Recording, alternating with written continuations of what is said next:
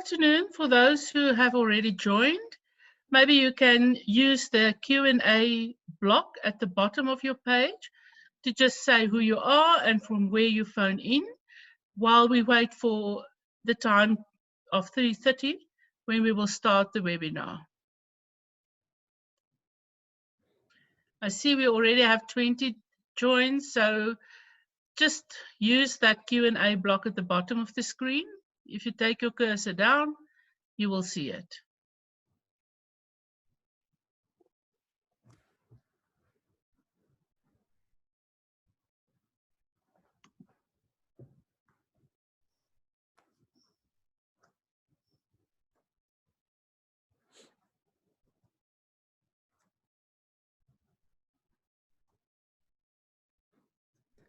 Elmi, maybe we can ask everyone to just give us an indication of where they're joining us from. Yes, here's one. Hi, I'm Nick from South Africa. Hi, Nick, welcome.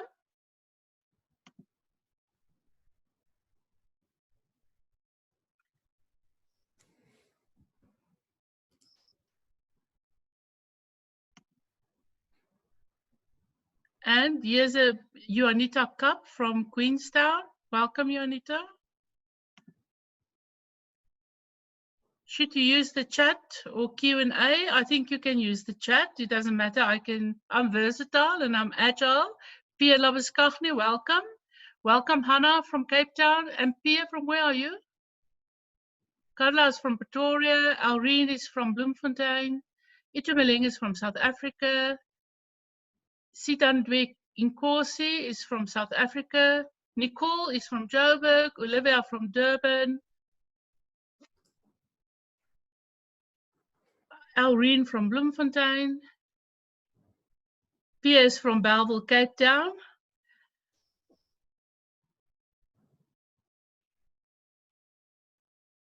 And Shanae from Joburg. Kuda from Joburg. Lockdown Kirsten has from some advantages. Yes, We would not have reached all of these people without the lockdown. Johan from Stellenbosch. Kuda from Joburg. Kirsten from PE. Thias Shin from Joburg. Tracy Lee from Cape Town. People are joining at a fast speed and rate. That's great.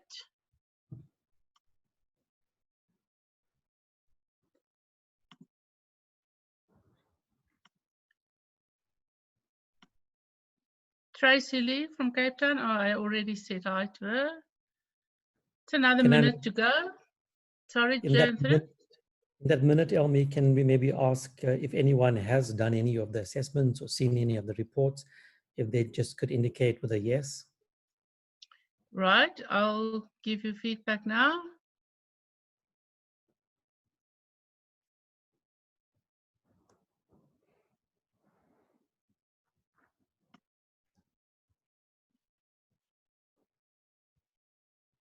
We have now 45 participants online. That's wonderful.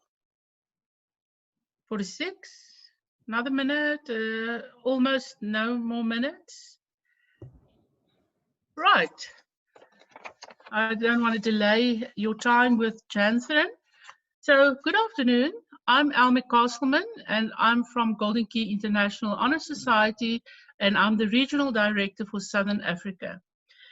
Thank you very much for joining us in this extraordinary time where we start to introduce webinars and make use of the time to actually get experts like Jaintheran Naidoo to come and talk to us and our members of Golden Key International Honor Society. Jaintheran is a senior organisational psychologist from HFMtalentindex South Africa, and he will provide detailed information into the uses and also the benefits of the HFMtalentindex tools, including specifically Learning Agility Go and the FutureMe. You will hear many times we will make reference to Learning Agility Go and FutureMe, so just watch out for those. And we will also focus on these in terms of your personal development, which is one of the pillars of Golden Key International Honor Society. Jaintheran will also share some of the development insights he gathered from his experience working in talent and consulting fields for over 18 years. So we're very privileged to have Jaintheran with us. Thank you very much for the time, Jaintheran. We're on almost 60 participants, which is great. And I'm going to hand over to you so that you can start with your information. And then I just want to ask participants, use the Q&A block at the bottom of the screen to pose questions during Jaintheran's presentation, and he will give us time to specifically look at those questions with a high frequency, and we will respond to those. Thank you, everybody. Enjoy the webinar. Thank you. Thank you, Elmi. Thank you for that lovely introduction. I almost didn't recognize myself in that introduction. So we at HFMtalentindex South Africa, we're very excited and we feel very privileged to be partnering with Golden Key Society to be bringing you this webinar and also the opportunity to actually undergo some of the assessments yourself. Now, I know that some of you might be familiar with assessments, maybe from a career counseling point of view, or you might be aware of the fact that lots of people undergo assessments during the recruitment phase. And at HFM Talent Index, actually most of our focus is with organizations, either in recruitment of their talent or development of their talent and management of their talent. But together with Golden Key, we realize that it might be too late once the individual is already in the organization to only then start thinking about what are my areas of strength, what are my possible development areas, and is this the right field for me?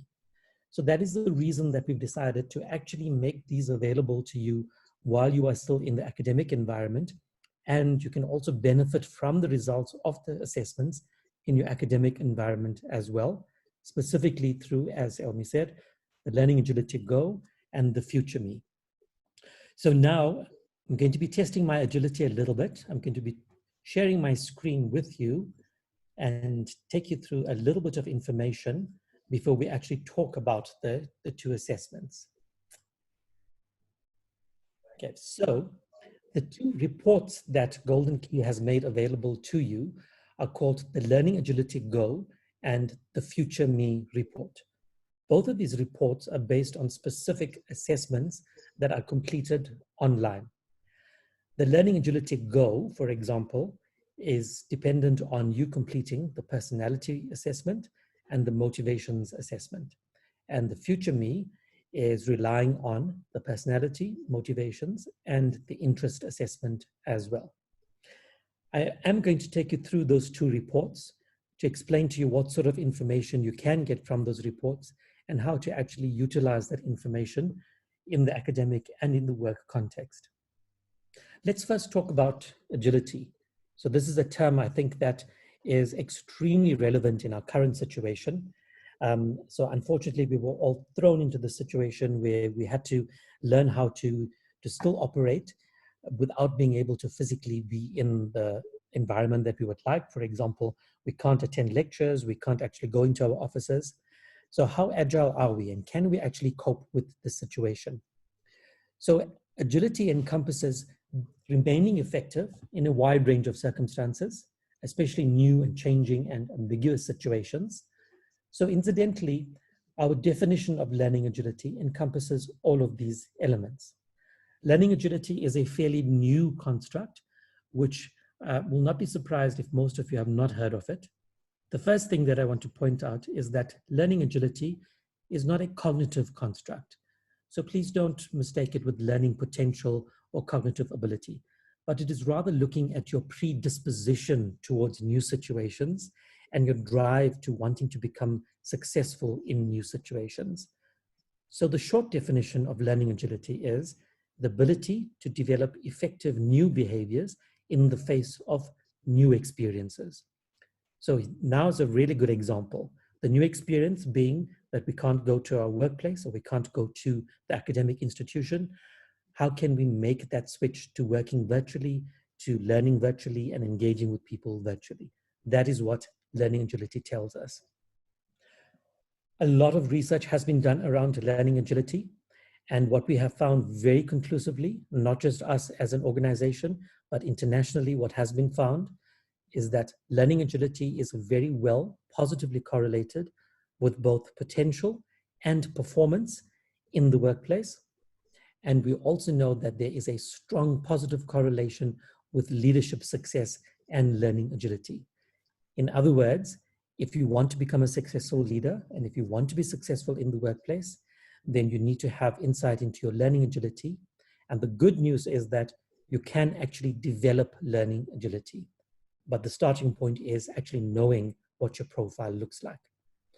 Those of us that are high in learning agility, we thrive in dynamic, unpredictable, and fast-moving environments. And the report also aims to give you an idea of what is your learning agility profile and how can you leverage off your strongest elements and also develop those areas that you might be relatively lower on. Learning agility consists of 5 separate dimensions, and taken all together, it gives us an overall learning agility profile. The most important element of learning agility is self-awareness. Self-awareness is giving us an indication of to what extent does the individual understand their strengths, their possible limitations, to what extent do they want to grow and develop, how comfortable are they being critical of the way they do things and wanting to actually improve that. So the higher the self-awareness, the more likely it is that your learning agility will overall also be higher. The other elements of learning agility are firstly, change agility. Change agility looks at the extent to which an individual is comfortable with new experiences. So how curious is the individual? To what extent does the individual enjoy new experiences? So for example, using Zoom might be a completely new experience, but how comfortable is the individual embracing it? That is the function of change agility. On the low end of change agility, those individuals prefer an environment that is more constant, more dependable, reliable, and even predictable. And as you know, it's very difficult in this day and age to find an environment that is constant and predictable. The next dimension of learning agility is mental agility. Mental agility, not to be confused with mental ability, is telling us how comfortable is the individual with creativity, coming up with new ideas, how comfortable is the person dealing with vagueness and ambiguity, and maybe even a lack of detail. On the lower end of the scale, people with low mental agility prefer a little bit more of a here and now, hands-on type of approach. In other words, let's just do it, let's just not think about it too much. High mentally agile people want to understand, they want to dissect, they want to understand the underlying mechanism of something. The third agility, or rather fourth agility, is people agility. People agility is not just people skill, but it's rather being constructive in the way you actually interact with people. So being open to different backgrounds, listening to people, wanting to learn from other individuals. Those of us that are high in people agility are comfortable collaborating, comfortable learning from others, comfortable with the process of giving and receiving feedback. So in any coaching situation, people agility is important for both the coach and the coachee. On the low end of people agility, those individuals are a lot more comfortable in their own opinion, their own judgment. They're a lot more comfortable operating independently. They don't feel the need to collaborate with other individuals. The fifth agility is results agility. Those of us that are high on results agility, we come across looking ambitious, confident, driven, goal-oriented. These individuals are very comfortable formulating goals. Even if things change around them, they're comfortable reformulating that goal and persevering towards that goal. People that are low on change agility can come across looking a bit more complacent. They might understand what needs to be achieved, but they might not necessarily persevere if things get in the way, and they might not necessarily be comfortable reformulating the goal if necessary. So that is learning agility. You'll receive an overall learning agility profile as well as individual scores or indication for the individual agilities. Here's a screenshot of what the Learning Agility Go report looks like. Once you have completed the personality and the career drives assessment, so each one takes roughly 20 minutes to complete. You don't need to complete them in one sitting. You can choose when's the most appropriate time for you to complete each one of them. But as soon as you have completed them, your report is available on that same portal where you found the links to the assessments. I will take you through a complete learning agility PDF, but for now, let's just look at the screenshots. That's just to give you an idea of what the profile looks like. I will explain what it means in a short while. Okay. So I am aware that I am talking for quite a while. I will pause just after this presentation and just check with Elmi if anybody has any questions. That's the first report that has been made available to you. The second report is called the FutureMe. The FutureMe is a result of the personality assessment, the career drives, and the interest assessment. So obviously, if you've done the personality and career drives for the Learning Agility Go, you don't need to repeat it for the FutureMe. The FutureMe is specifically designed to give the individuals advice about their career direction. It will give you insight into where does your potential lie, what are your strongest areas of interest, and also what do you want from the work environment. So utilizing those bits of information, we will help to give you some advice about career direction. And here we see another screenshot of the summary of the FutureMe report. So that's the background information that I wanted to share with you before I actually quickly share the actual reports with you. I'm going to quickly switch back to Elmi to find out if there are any questions. Thank you, Jaintheran. At the moment, there are no questions, so people really understand the explanations. I think when we get into the report, we may get more questions. I think what is important is if you perhaps can explain to our participants what the validity of these reports are in terms of scientific evidence. Okay, thank you, Elmi. Good question. So validity is a psychometric property of the assessments that we are using. For an assessment to be valid, it means that we must have proven that it's measuring what it's actually saying that it's measuring. So if we're saying it's a personality assessment, it mustn't be measuring something like values or attitude or something else, but it must be measuring personality itself. Now, for us to use an assessment in South Africa, we need to demonstrate to the Health Professions Council of South Africa that the assessment is valid and reliable and has been normed for a South African population. And that is something that we have done. So all of the assessments are normed, validated, and the reliability proven for a South African context. In other words, all of the assessments are giving an accurate view of how do you look compared to the typical South African. I have a question for you, Jaintheran. Yes. Do these reports help with psychological research? So let me just check if I understand that. Is it psychological research for us as a distributor of the assessment or for the individual? Right. Kiara, can you just say a bit more about what kind of psychological research you're referring to? So there are instances where we do use the opportunity to collect information towards validating instruments, towards building instruments, and so on. In this case, all of the instruments are already validated. So here we're not collecting information towards research purposes. A second one, is the FutureMe and Learning Agility Go assessments aimed at a specific age group, or for which age groups can it be used for? Okay, good question. So the instruments have been designed for individuals in the workplace. The FutureMe actually is designed for individuals from 14 years upwards because it is designed specifically for career counseling. So the norm group that we compare individuals against is a very well-balanced norm group. It includes individuals from all age ranges, as well as different ethnicities, different employment statuses, level in the organization, academic level, and so on. Thank you. Then Kiara actually wants to know whether their results will help towards collecting information on the research.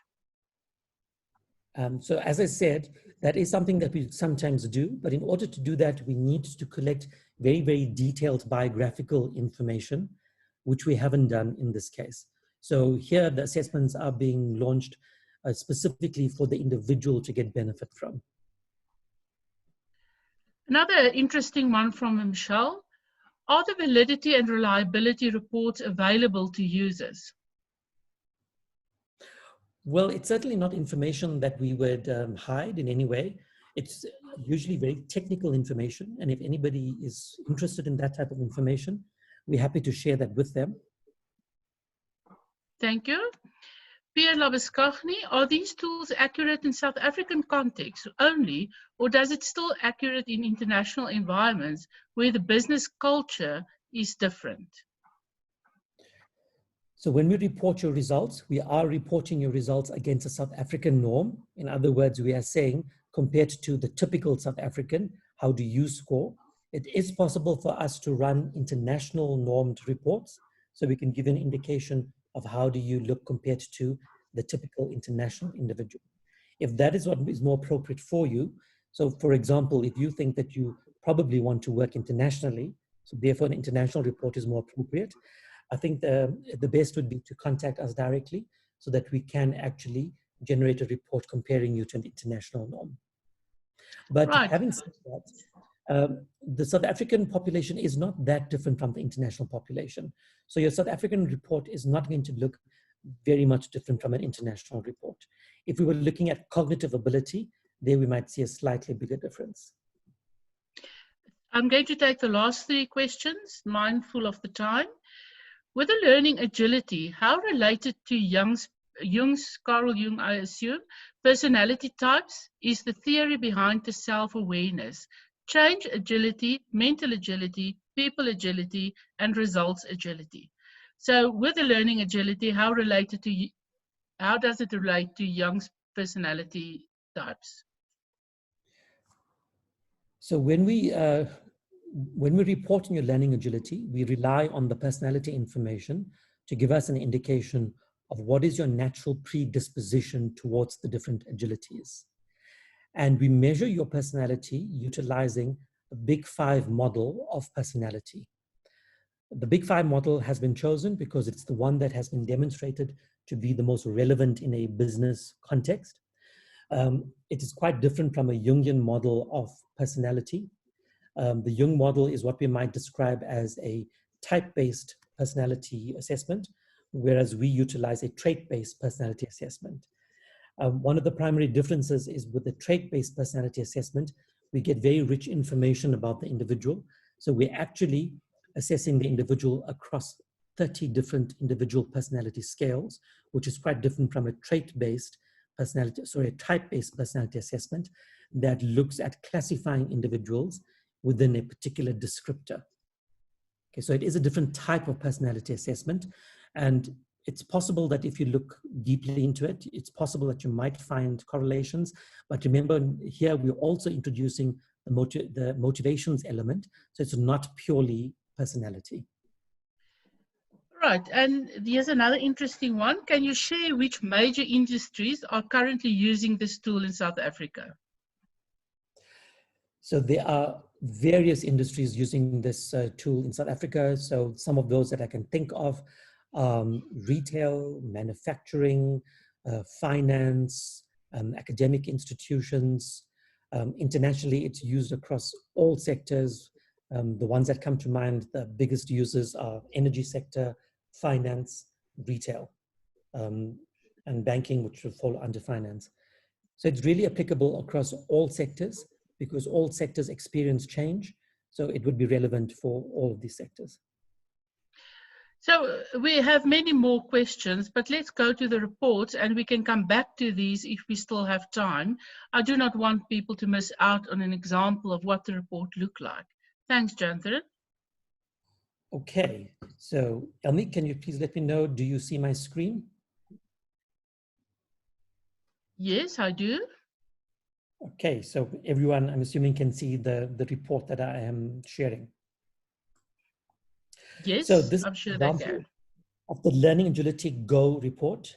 I also want to point out that the Learning Agility Go, strictly speaking, is not a report. It's actually an interactive module on the platform that is designed to help you develop your learning agility. But it is possible to generate a PDF report at any point that you are busy with the module. This is an example of what that PDF could look like. So Here you see the cover page. It's just telling you who the report belongs to and what the report title is.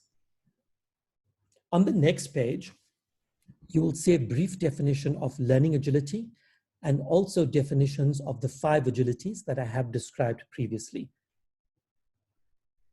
On this page, we explain how we actually arrive at your learning agility profile by measuring your personality and motivations, and then using a model that conceives of learning agility as having 5 dimensions, with self-awareness being central to all of them.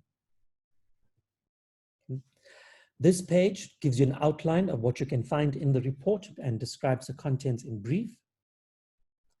So up until this point, the report is fairly generic, but from this page onwards, it's quite specific to the individual. Here, in this gauge-looking diagram or dashboard, we can see what your current level of learning agility is. So the orange is an indication of your current level of agility, and the end of the gray indicates the maximum level of learning agility that we do measure. So here we can see that this individual is well past the middle point, so we can assume that this person has above average learning agility. In addition to that, this light blue area is giving us an indication of what is this person's potential to improve their learning agility further based on their personality and their motivations profile. The paragraph just below describes this level of learning agility. So it's quite a good description of what we can expect from this person. On the right-hand side, we see this individual's unique characteristics. So what's standing out about this individual? For example, this person appears to be quite inquisitive, has confidence in others, and strongly performance-oriented. So those are your unique characteristics. On the next page, we have an overview of your 5 dimensions of learning agility. At a quick glance, we can see very clearly that this individual has a strength in the mental agility dimension. So the strongest score coming from the mental agility, that's saying to me that this individual, when faced with change or new situations, the response is to understand that situation, try and find out what's going on, understand the underlying mechanism, analyze it carefully, and then come up with new ideas to deal with that situation. The other scores are also fairly high. For example, results agility, also looking on the high side. So a high score on results agility says that when this person is faced with a new situation, they want to succeed and they will try and formulate a goal, they will persevere, they will try and try again in that situation to actually succeed. People agility is also coming up average to high. So that's saying that this person is comfortable talking to other individuals to find out how did you cope in the situation, what can I learn from you, how can we collaborate and become successful together. Okay. Self-awareness is looking almost exactly average for this person. So it's saying that this person is as self-aware as most other people, spends as much time as the typical person does in reflecting on how they've done things, can be critical of their performance when they feel the need. The relative lowest agility is change agility, and you can see it's still not low, but it's slightly lower than the average individual. It's saying that this person's preferred way of dealing with change is not to experiment and dive into the deep end. They probably want to think about it first, ask other individuals about it, and only then experiment with it. In terms of a learning context, your learning agility profile can also assist you there. Okay? People that are high on change agility, we know that they are likely to learn best if they are given an opportunity to actually experiment. If we throw them into the deep end, that's when they learn best. If you are high on mental agility, then we know that you'd like to think about things, like to analyze things, then you probably will benefit from being given access to information, to the material, and to being able to debate things with other individuals. If you're high on people agility, then we know that you enjoy learning from other people and with other people. So you probably will benefit from a coaching situation, also from a team situation, collaborating, so working together with other individuals. If you're high on results agility, then we know that if we challenge you, if we give you tough deadlines, tough assignments, that's going to motivate you to try hard and therefore to learn better. High on self-awareness means that we need to give you that time and space to sit back, reflect on information, reflect on the impact it has on you, think about how it impacts on your performance in order to learn and apply that learning going forward. So that's your overall profile. On the next page, you see detailed information about, firstly, your change agility. So here's your current level of change agility. And the blue is telling us to what extent can this individual develop their learning agility even further. This person, as you can see, has quite significant potential to improve their change agility. This paragraph describes this level of change agility. On the right-hand side, there are 3 tips that are quite specific to this person. They are based on how the individual scored on specific personality scales and specific motivational scales. So this individual's tips are not necessarily going to look similar to somebody else that has a similar level of change agility. When you're on the module itself, if you hover over the particular tip, the system will tell you how effective is this tip likely to be for you by giving the tip a star rating. So that is going to assist you in deciding which one of these 3 tips is going to be most useful for me. So although they're all very specific for you as an individual, they all are likely to produce different levels of improvement, and the star rating will help you to decide which tip you should actually implement. So you receive this type of information for all of the 5 agilities. Okay, so here you see mental agility. The person actually has potential to improve to the maximum compared to other individuals. Okay. People agility, also significant potential to develop further. Results agility, high to start off with, but still there's room for improvement. Now, as you go through the module, you're expected to select at least 1 tip from each of the sections that you are going to work on. In self-awareness, this is the only area where you only receive 2 tips. For the other 4 agilities, you're going to receive 4 tips. Once you have selected your 5 tips, 1 from each section, the summary is going to tell you how much improvement. You'll see now this has changed to a darker blue. If you successfully employ all of these tips, this is the level of improvement that you can expect. That's where you currently are, and that's where you could be if you're successful with these 5 tips. Now, I would recommend to take it 1 step at a time. 5 tips can be quite ambitious, but maybe choose 1 or 2 to start off with. Once you have selected your tip, that's the system's work done. Now is where your work actually starts. For each tip, you need to say, what am I actually going to do in order to implement this tip? So what's my plan of action? Okay? And you can type that in here. And remember, this is an interactive tool, so you can change your mind. You can come back to it later. You can change your plan, and you can download a PDF at any point if you want to take this to your coaching session. What we also will do is we will train facilitators around the country at the various universities and academic institutions. So there will be somebody available virtually. So you can make an appointment with somebody virtually to actually discuss your report and help you with the development planning and maybe even with the monitoring and evaluation. Okay. So here we see examples of what this individual did. Okay. And if we go to the next page, more examples of how this person is going to implement their tips. Okay. The important thing to remember is that you can use your learning agility to both improve your academic performance as well as to improve your readiness for the workplace. We know that academic studies gives you the skills and the knowledge that might be necessary in your particular profession, but does it actually equip you to become effective in the workplace itself, to make that transition from the academic environment to the work environment? And this is something that learning agility is going to assist you with. The higher your learning agility, the more likely it is that you can become effective quite quickly. Okay. Elmi, I think maybe I should pause for a bit. I do know that we are taking a bit more time than we initially planned. How do you see the way forward? Right, so I quickly want to highlight some questions here. First, is the teaching one-on-one? And how long is one expected to take it in terms of completion if they've registered?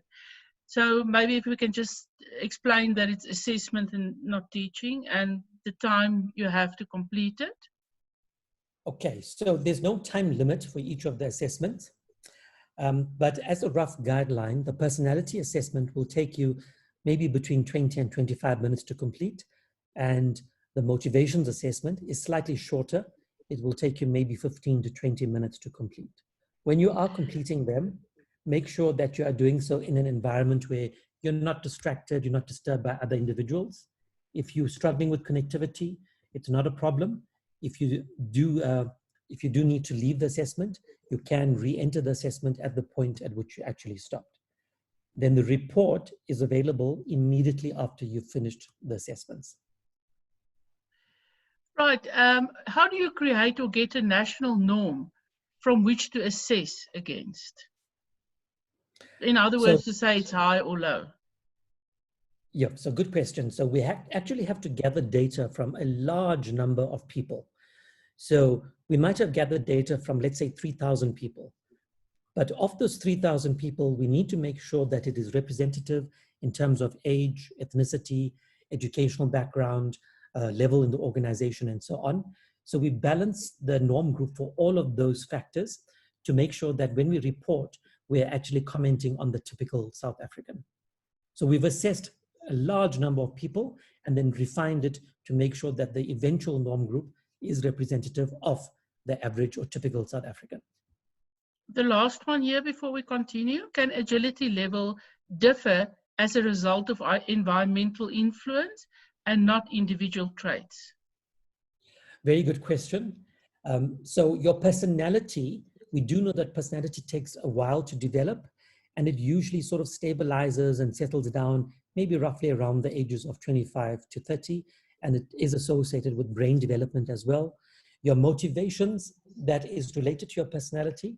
So also, we do expect that it should settle down to some extent around the same age, but we also know that your motivational profile can be impacted on by, for example, where you are in your life.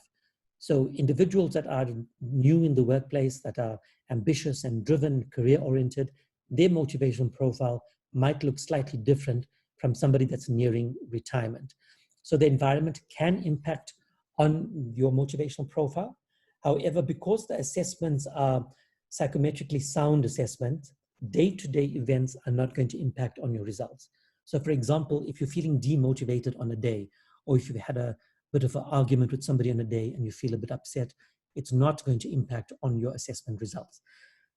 If you find yourself in a life-changing situation, for example, you were recently retrenched, or there is the threat that you might be retrenched, and you take an assessment during that period, that could impact on the assessment. Another example is if you're in a work situation that you are unhappy with, and you are there for an extended period of time, let's say 2 years or 3 years, that can impact on your assessment results. Okay, so basically it's the major life-changing events that impact on assessment results. Thank you, Jaintheran. I think that we can just summarize the second report. I think learning agility is the most important one of the two. And then I think I don't want to keep people longer than what they've signed up for. Okay, let me just share that report. Okay, so this report is called the FutureMe report. In order to generate this report, we would also need you to complete the interest assessment. The interest assessment is the shortest of the three. It might take you about 15 minutes to complete. Okay, once you've completed the 3 assessments, the report can be generated and it can give you a broad idea of which fields of work you should consider. In this example, it's saying consider writing, entertainment, and marketing. Now, the report is deliberately quite broad because you want to leave the individual's options as open as possible. Okay? So these recommendations are based on the fact that Your top 2 areas of interest are the artistic environment and social environment. We measure 6 different areas of interest, and this individual has shown the greatest interest in those 2 areas. We measure 20 motivators.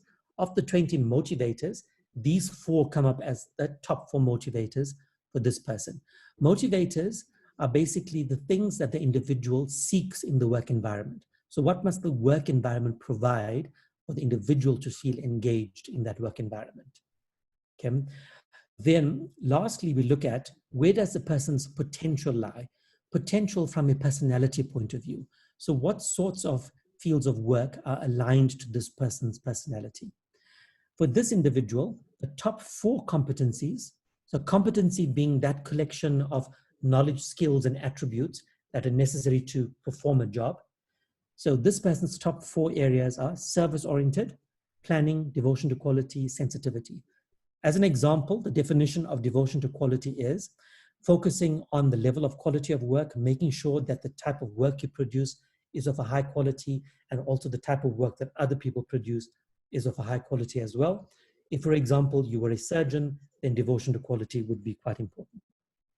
So that's a summary. It then tells you what is your relative level of interest versus motivation versus competency for those 3 broad areas that have been recommended for you. So if you look at this one, we see that in terms of writing, this person has a strong interest in this field. The motivations, however, is probably just above average. So it means that the person might get what they want out of a writing type of environment, but it's more likely that, for example, marketing is going to give them what they want. In terms of their actual potential, there is quite a good match. So we do know that the person does have what it takes from a personality point of view for the writing type of professions. And here you can see there's 3 suggestions of specific professions. Once again, remember, it's quite broad so that the person's options do remain open. Here's a nice example of where the person has strong interest in the entertainment field, but it's unlikely the person is going to get what they want out of the work environment from an entertainment profession. You see that the motivations fit is quite low, but the person does have the personality fit for the various occupations recommended there. So when you look at your report, you would need to decide, how do you balance these 3 areas? Maybe which one is most important to you, and use those to decide eventually on the broad area that was recommended. You will also incorporate this information with things like, what are your ambitions? Are there any family expectations? What sort of resources do you have available to fulfill your career aspirations? What other expectations are there placed on you? And bring all of those things together to inform your career decision. Now, this report is useful before you actually enter the academic context for you to decide which academic area you want to actually pursue. Once you're in at university, it can still be useful because it can help you to narrow down your choice of professions and careers. It can also help to validate whether you are actually in the right field. So that was a summary. Then the report goes into the detail for each of the 3 sections. Here you see a description of the 6 different interest areas and a detailed description of the top 2 for this person. Okay. Then in terms of motivators, it gives you an idea of how the person scored for the 20 specific motivators.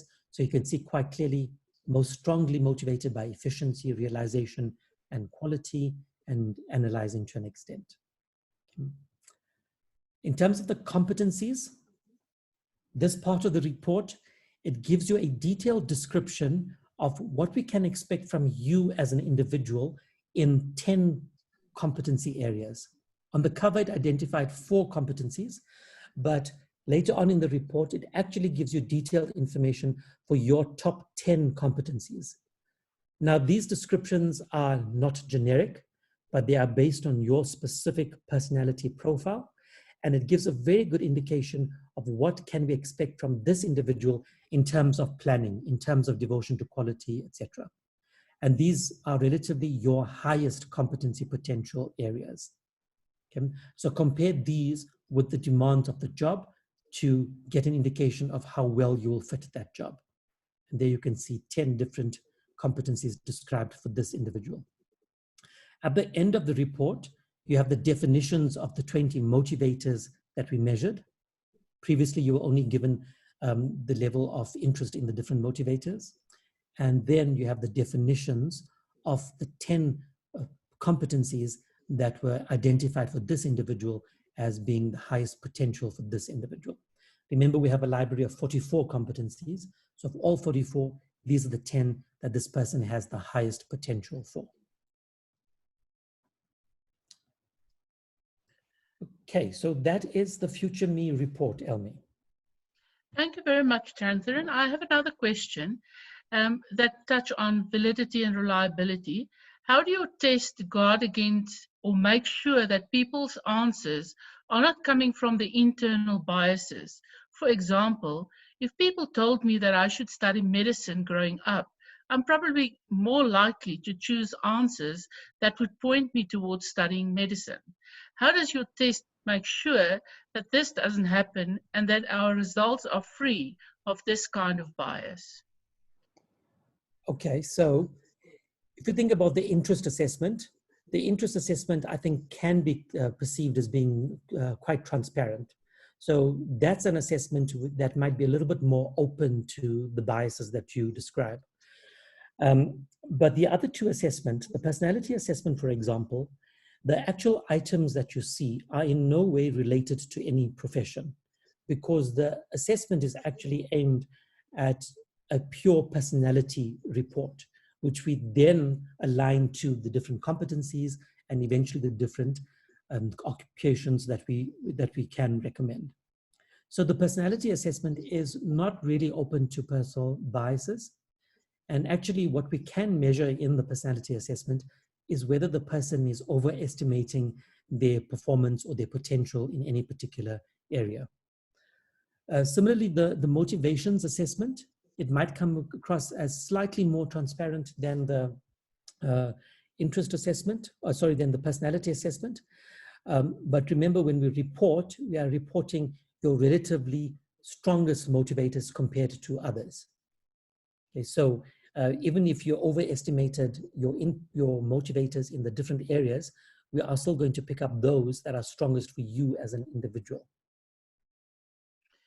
Thank you, Jaintheran. We've answered all the questions that were posed, and I think the next point of action for our members will be to actually go and see what do we offer as Golden Key in terms of learning agility and FutureMe, and then you can take up the assessments online. Please note that for all members, the top 5 competency assessments are for free. So just go to our website, and we will also place on the various Telegram groups the information again on the various assessments and the costs attached to it. And then I also just want to mention, next week we will send out a call to all our members that's employed at universities or alumni to be trained as facilitators just on these 2 reports and to give feedback on these 2 reports. And it will be at no cost. And it's in total will entail 6 hours of training, and then also you will have to pledge an hour to the maximum of 40 hours till the middle of December to give feedback to other members who did the assessments online. So, and Jaintheran will also be one of the trainers in the training of trainers. So thank you very much, everybody. I just want to say, Jaintheran, Golden Key members are just extraordinary. We still have 51 people online, even though we almost 15 minutes over the time. That is just great. Thank you very much. Last word from you, Jaintheran. Yeah, I just want to just make sure that it's clear for everyone that we're going to train people that will be made available to members to consult for their feedback. So there isn't any commitment required from you as a Golden Key member. If you've done the assessment, you will then make contact with one of those individuals that's trained, and they have the commitment to actually make sure they provide at least 40 hours of service to Golden Key members. Yeah, that's great. Thank you very much. We have to clearly define who will complete the assessment and who will be some of the trainers that will help to give feedback. Thank you very much, everybody. And if there's any more questions, please let us know. You have our email address, and you can pose any question to us, and we will make sure that we respond. We do have um, many people saying thank you for this session. So thank you very much for your attendance and your attention for so long. Thank you, everybody. Have a great evening and keep safe. Thank you, Thank Elmi. you.